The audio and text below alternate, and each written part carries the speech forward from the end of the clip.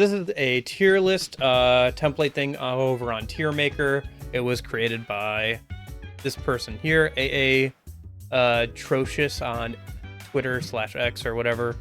So this is where I ended up lining up on everybody for the original game.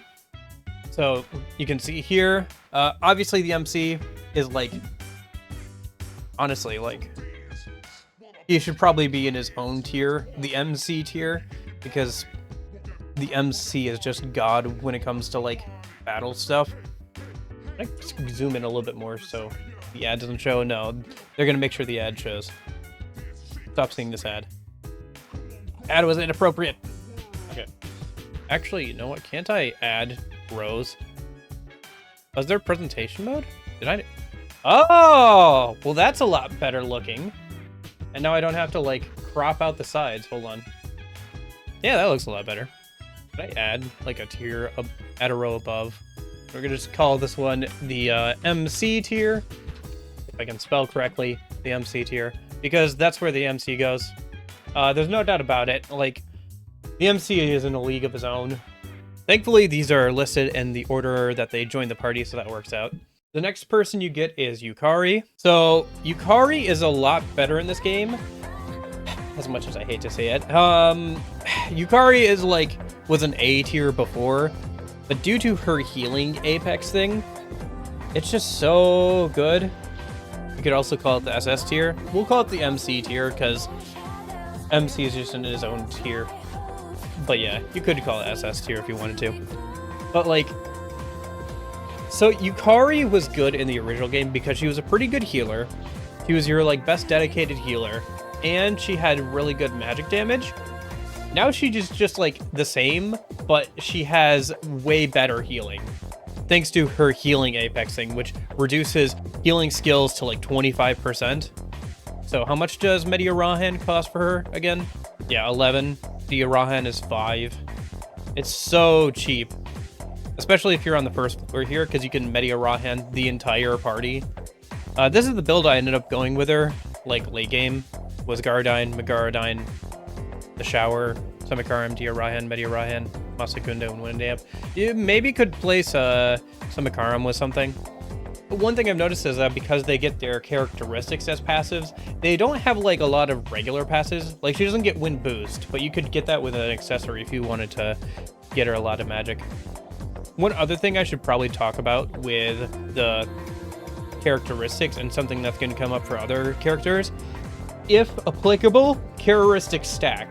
So if applicable, the first and the second characteristic that you get for the character stack to create the overall like actual effect. Something else I should also mention here, I'm using a mod that gives me more accurate descriptions of how Theurgy and stuff works. So for example, if we go over to, a good example of this is like Akihiko. If you go over to his Theurgy gauge charges faster if he has an active buff at the start of his turn. This is a lot more clear than the original wording, which is very vague, like on how that actually works. So just pointing that out there. So if somebody's like looking at their own thing and like, hey, why doesn't that match up? That's the reason why. So yeah, Yukari is just like the same, but better. So because she was an A tier before, she's gonna end up in S tier. Like, really good healer. Even if you don't use her actively in the party, just having her around to like go down to the first floor and just get like a free heal is pretty nice. Especially since you can go down to the first floor so often in this game and just hop back to right where you were. Or you can just have her spam heal during like fights, and then just nuke occasionally with her Theurgy, and she gets more Theurgy when she's healing people. Between those two things, she's just like really, really good. Next up is Junpei. So Junpei in the original game suffered quite a bit from being a physical attacker. Here, he is quite a bit better. He does get Agidine and like Miragi and stuff, so they give him a bit more better magic. He also gets all 3 types of physical damage. He sadly does not get Regenerate 4, basically. Like, he doesn't get his unique passive anymore, but he does obviously get it as like kind of a Theurgy thing, which, looking at his Theurgy is a minute. So Theurgy gauge charges faster when dealing critical hits.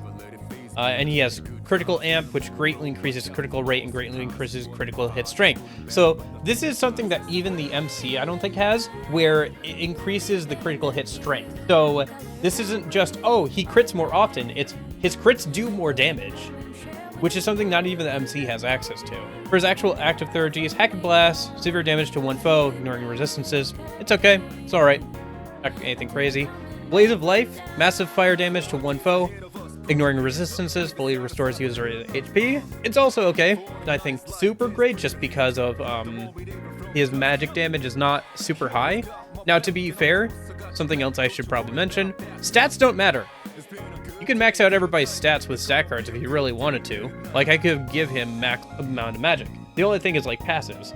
So if I wanted him to deal an actual decent amount of damage with his fire attacks, I'd have to somehow give him like fire amp or something, which he does not obviously get. He also doesn't get like any physical damage increasing stuff, and he doesn't get like crit amp or crit boost or anything, or apt pupil or anything. But you can give those to him as accessories. So with the right accessories, he can be a pretty powerful crit build, and crits are pretty good in this game. Overall, I think I put him in B tier in the original game. One of his Junpei swords has fire boost effect, though. Yes, you can boost his fire damage and give him both boost and amp through the right combination. So you could make him a fire attacker if you really wanted to. But, like, he gets some decent stuff, but not enough to, like, make him super... Like, you can kit him out that way. That's always been one nice thing about Persona 3 Reload, or sorry, Persona 3 in general, is that the equipment is very versatile and allows you to do a lot of different setups with party members. I think he was B tier before. I'm gonna put him in A because crit builds are just so good in this game, given that he can be a pretty decent crit build and he has decent magic coverage, you know, with fire coverage. Being able to heal himself fully, I guess, is all right. By the time you get that in the game, you probably have access to Dia Ryan though, so it's okay. His surge attacks are fine. I guess the one big thing is because he's a crit build, his physical authority crits more often. So pretty good for that. I'd say he's an A. Like, he's not like an S tier or anything, but like pretty solid just because of how crit builds work in this game. Next up is Akihiko. So Akihiko, my poor man, was S tier in the original game. He has been nerfed to heck in this game. My poor man, Akihiko. He got so nerfed into the ground. It's so sad. A poor one out for my boy. He used to have all the debuffing spells in, like, the game in the original, and boy howdy, he does not have those anymore. He has Matatarunda. He does get, like, the attack debuffing skills. He gets electric amp, electric boost, and shock boost, which means he's actually a magic attacker now, with, like, some decent physical damage, which is very different than how he played in the original game, because in the original game, he was your go-to debuffer, as well as being a pretty good physical attacker with his fist weapon. Now he's like a magic attacker with some decent, like, coverage of, like, different stuff, but he's been, like, massively nerfed to the ground. Like, even in the original, he could even be, like, a pretty good magic attacker, because he had a weapon that would change his basic attacks into electric attacks.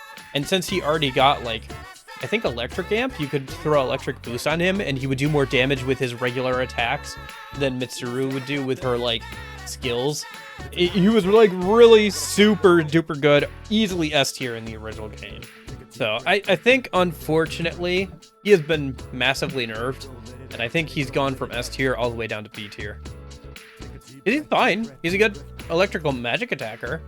But if electric magic attacks is the only thing he really has going for him, the MC is always going to be better at any specific type of magic damage. Unfortunate, but that is the case. Mitsuru.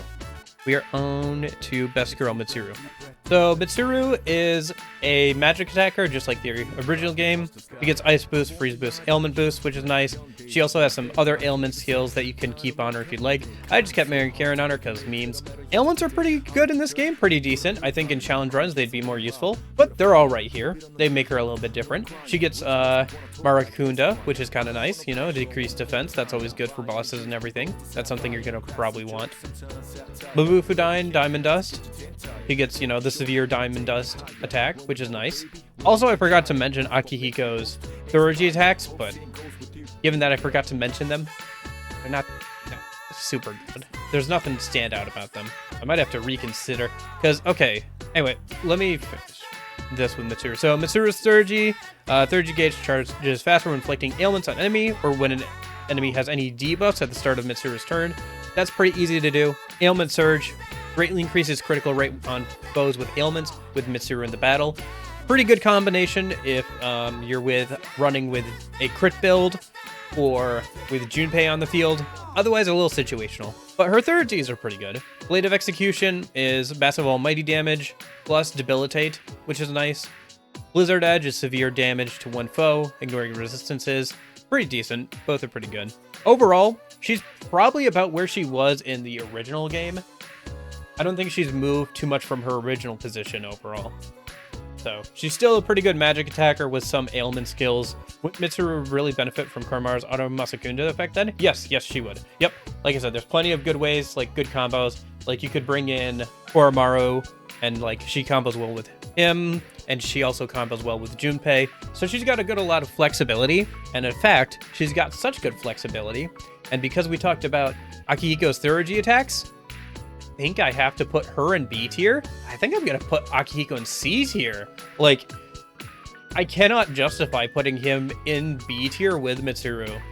Like, I don't think I can justify it. Like, she's just that much better than he is. Would it be better if I did this? Might be. Yeah. Here, let's do that. There. Because that's gonna be easier to see on like phone screens and stuff. Okay. So next up is Fuuka. It's hard to rank navigators because they are not active participants in battle for the most part. So it's like, are you ranking them based on their abilities outside of battle? Are you ranking them on their abilities inside of battle? Like, what are you ranking them on? Are you ranking them against like what are you ranking them against, like with the other navigators? So I think I ended up putting Fuuka in B tier in the original. So her Third-G is decent. I never grants one random enhanced positive effect to all allies. I've never understood this.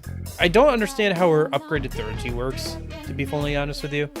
Her Third-G gauge charges faster when using full analysis, which is fine on a first playthrough, but on like New Game Plus, it like doesn't work quite as well. But I guess it doesn't matter at that point. Weakness Mitigator is her characteristic, greatly reduces damage when an ally's weakness is struck. This is fairly useful.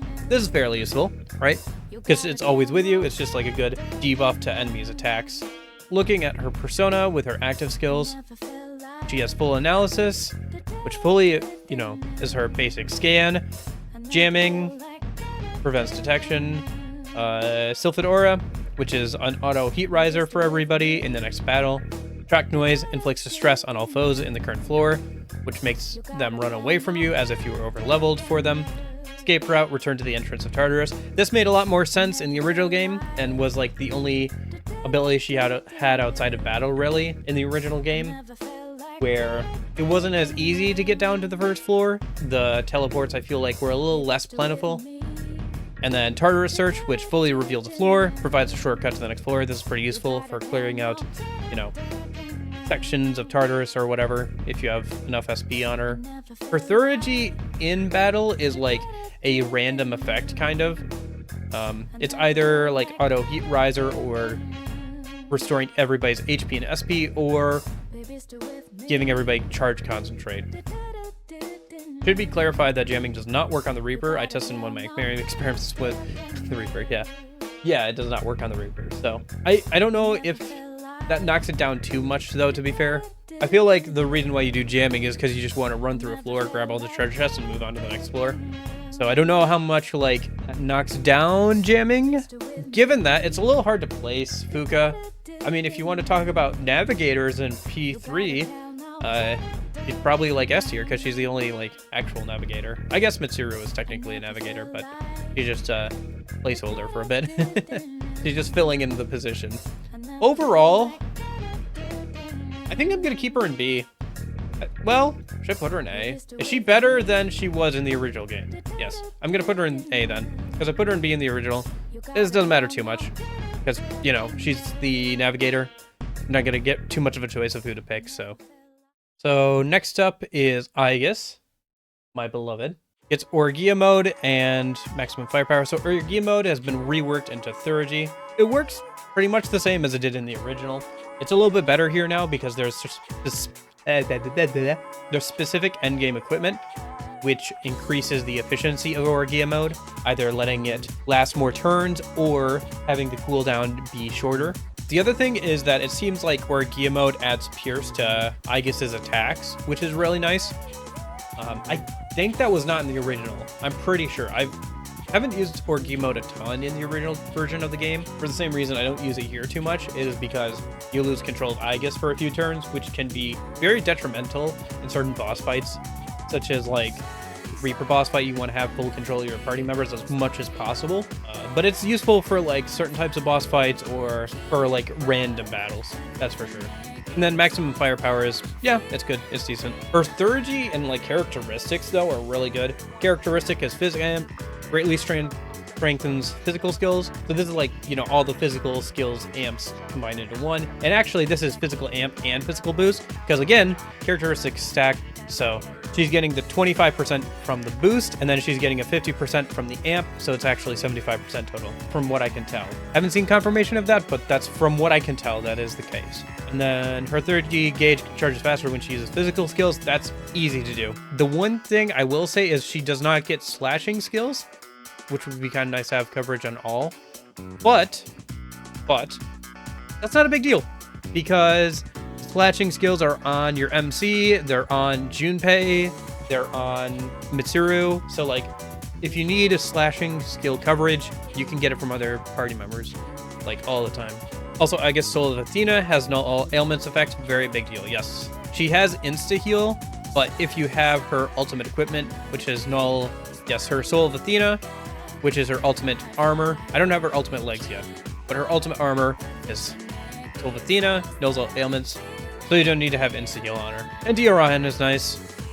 Dekunda is nice for those few bosses that debuff you, like the Reaper and stuff. Madoru Kaja is nice. Enduring Soul is good. Resist Physical is nice. She also gets null Pierce, which is kind of nice.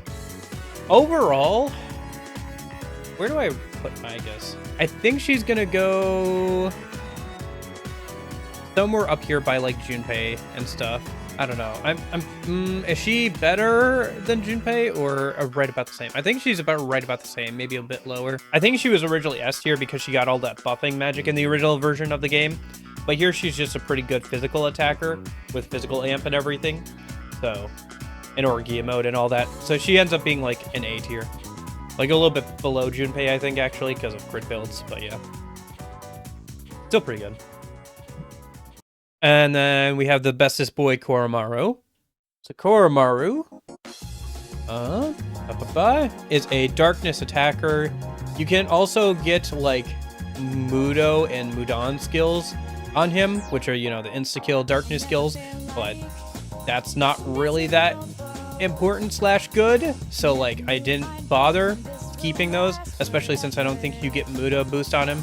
So, but you do get Dark Amp and Fire Amp. So it's good to keep like both Miragidine and like the darkness skills plus those two. Virus Breath is kind of nice to have. There's some like golden hands, especially later in the game, that are you can only hit them with almighty attacks. So having somebody else with almighty attacks is kind of nice. And obviously debilitate is nice. I think the biggest standout though for him is definitely his Theurgy and characteristics.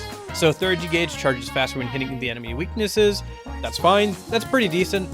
He only has so many types of damage, so it's not quite as good, like not quite as easy to pull off as some other Theurgys, but it's decent. It's not bad.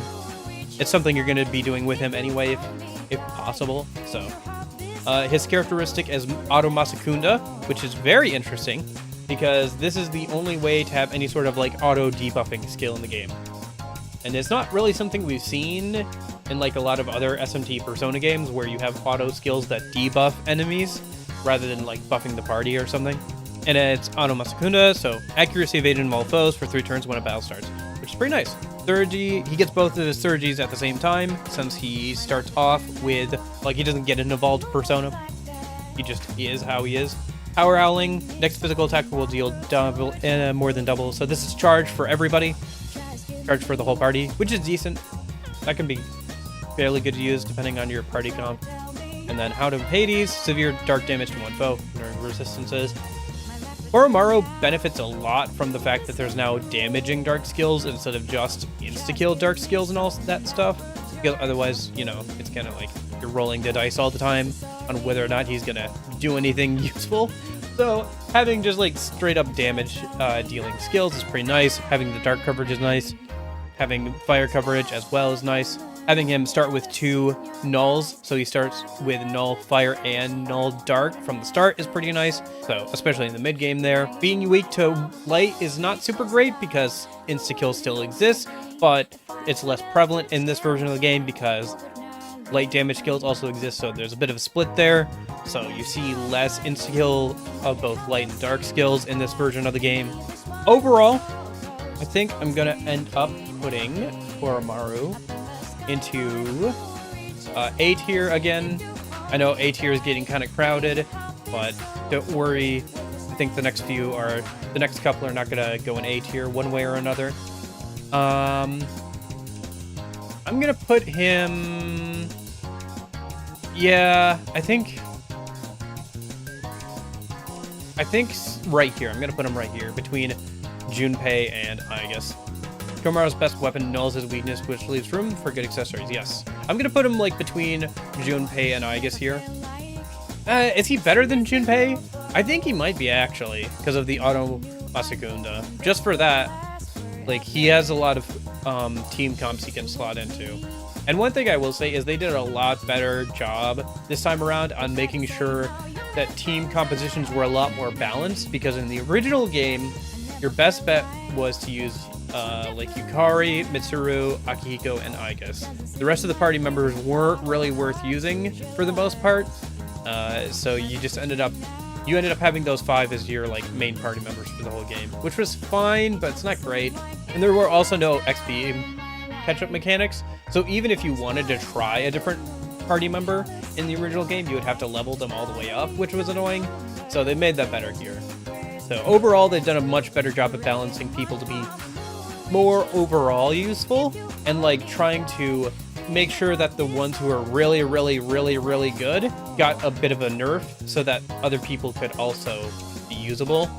But I think they did go a little bit too far with Akihiko. I'm not sure what they should have done with him, but what they did do with him is make him a worse Mitsuru, kind of, except for lighting instead of ice. So, yeah, like, if I look at Akihiko's stats, and I know I'm bashing on Akihiko a lot, it's just unfortunate because he just got nerfed so much.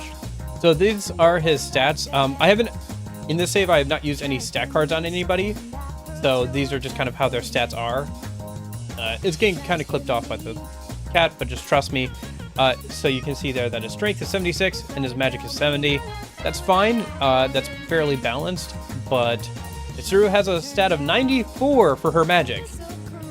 Again, stats don't matter a ton because you can increase them with stat cards, but before you do that, and if you want to spend your stat cards on your own personas instead, as the MC, then yeah, you're going to have to spend a lot more stat cards on Akihiko to make him as good of a magic damage dealer as Mitsuru is. So having him be mainly a magic damage dealer makes him not as good.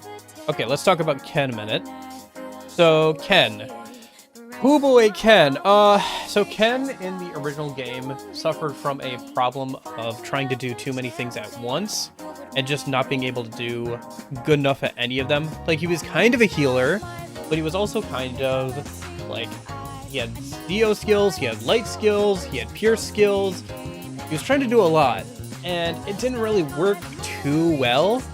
The coverage here is better, and because again, we have damaging skills for both light and dark, he's more consistent. Weakness to darkness, which I'm covering right now, but weakness to darkness, again, not as much of a problem because we have that split between insta-kill and damage skills, so you see less of the insta-kill skills, and you can cover it up if you need to, like I have.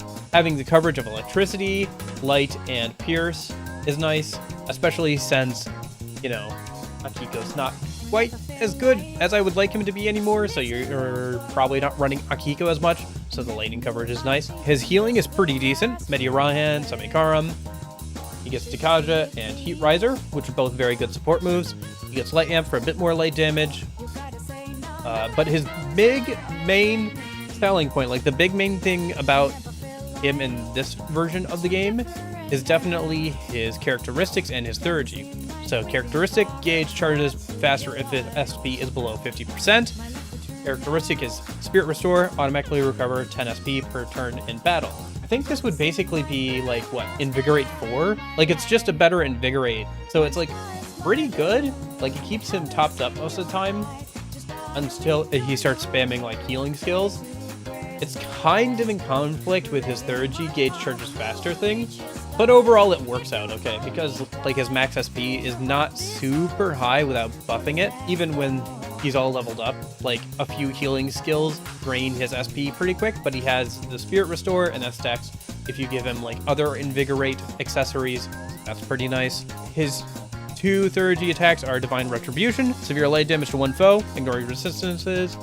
Yes. Invigorate 3 stacks with his characteristic, which is nice. But yeah, severe light damage to one foe, ignoring resistances. Pretty decent. He gets Light Amp, so this does a decent amount of damage. Divine Intervention. Revives party fully, restores allies HP, and will reflect 1 attack. This is so good.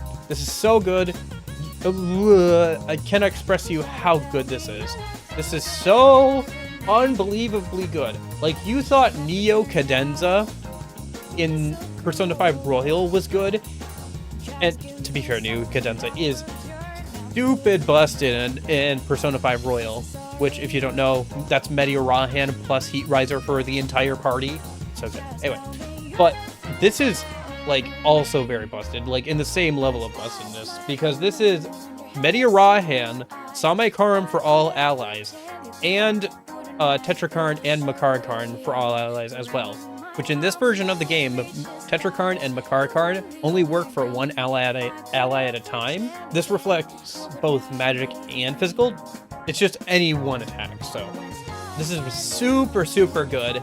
It can get you out of a hairy situation. If you feel like you're having a rough time, you just hold on to this and then you just use it in a boss fight or something. So good. Very good. Can like literally turn a situation around from like being on the cusp of death to having everybody healed all the way up, having everybody with a reflect on them, and just, it's so good. It's so good. And because of that, and because of the other changes made, I think he's going to be the other S tier. Both of your healers are S tier. You should probably be running one of these people in your party. Like, we have a lot of good party members and a lot of decent party members, but like, these two are S tier.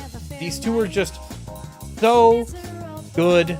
Like, you should be running one of these two at any time, if for no other reason than they are your healers. And so unless you want the MC to be your healer, which why would you when he has the highest damage potential, you should be running one of these party members at all times.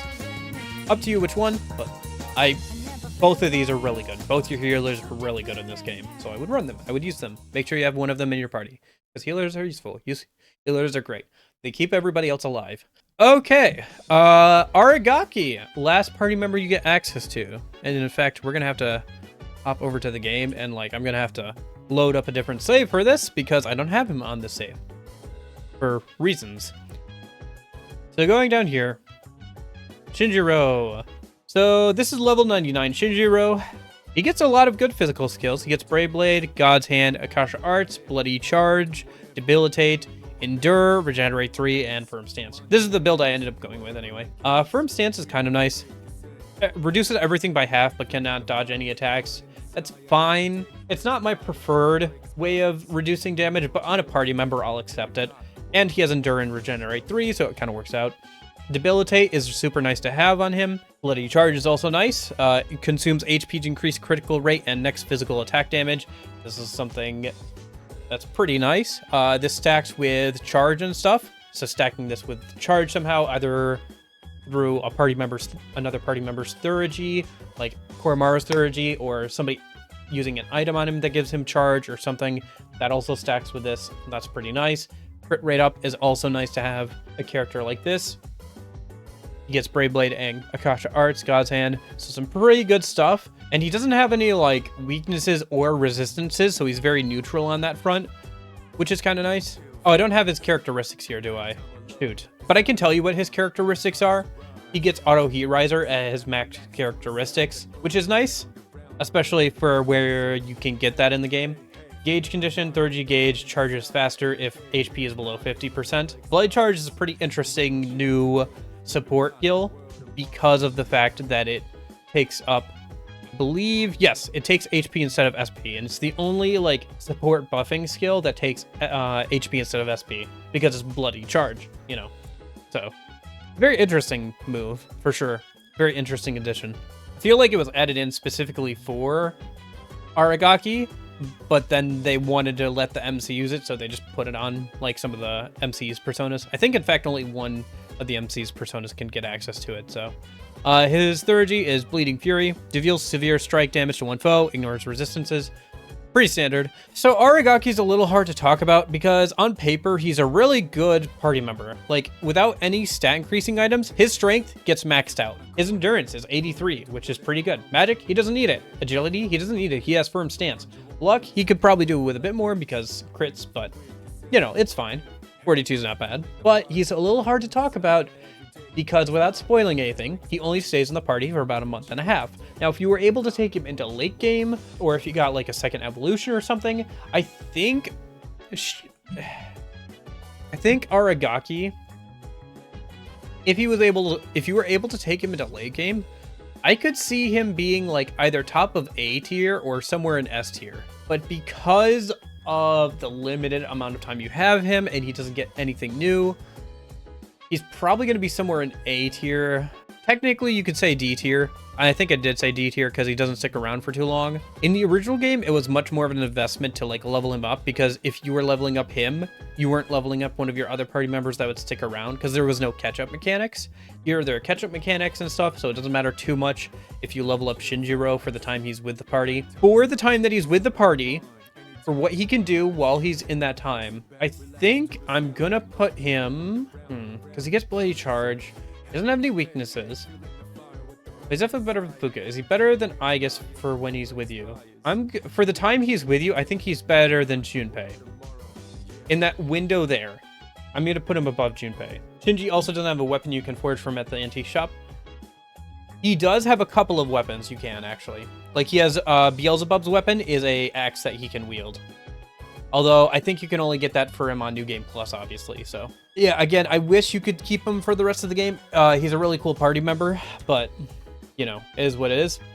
So this is kind of like how things ended up for everybody. Again, looking at this compared to what it looked like for the original game, I think things are a lot better balanced. There's a lot of good mid-tier party members that can be slotted in or out, especially these three here.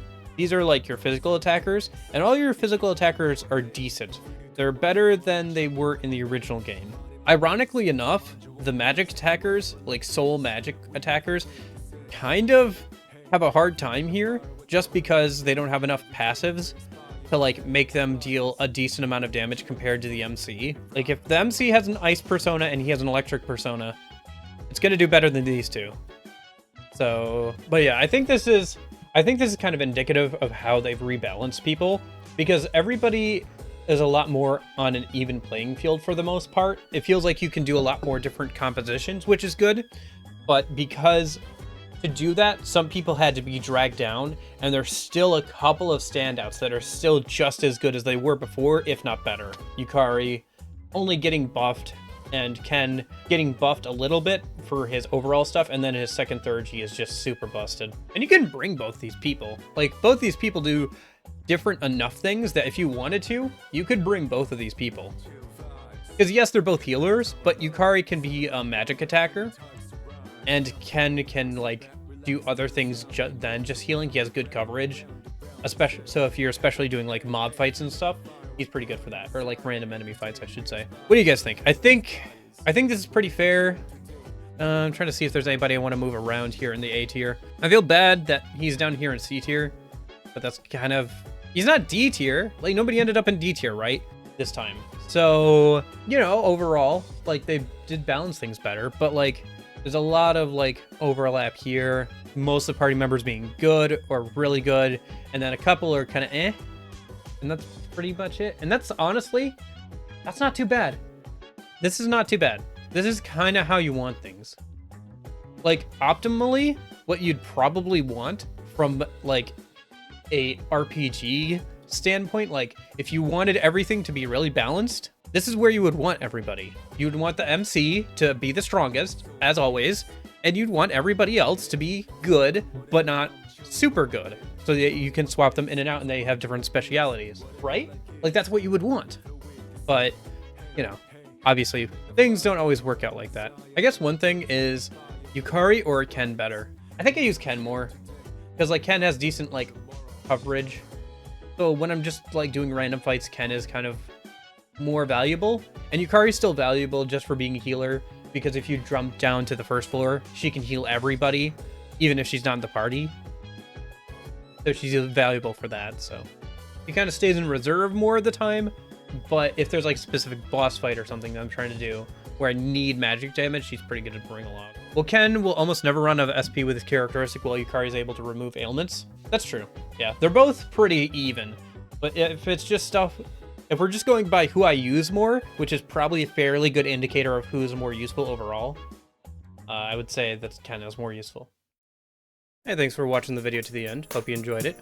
If you're watching this when it came out, I am currently driving 9 hours back home from my weekend vacation. No streams today. But Pixie Only and No Boys Challenge Run will start next weekend for Persona 5 Royal.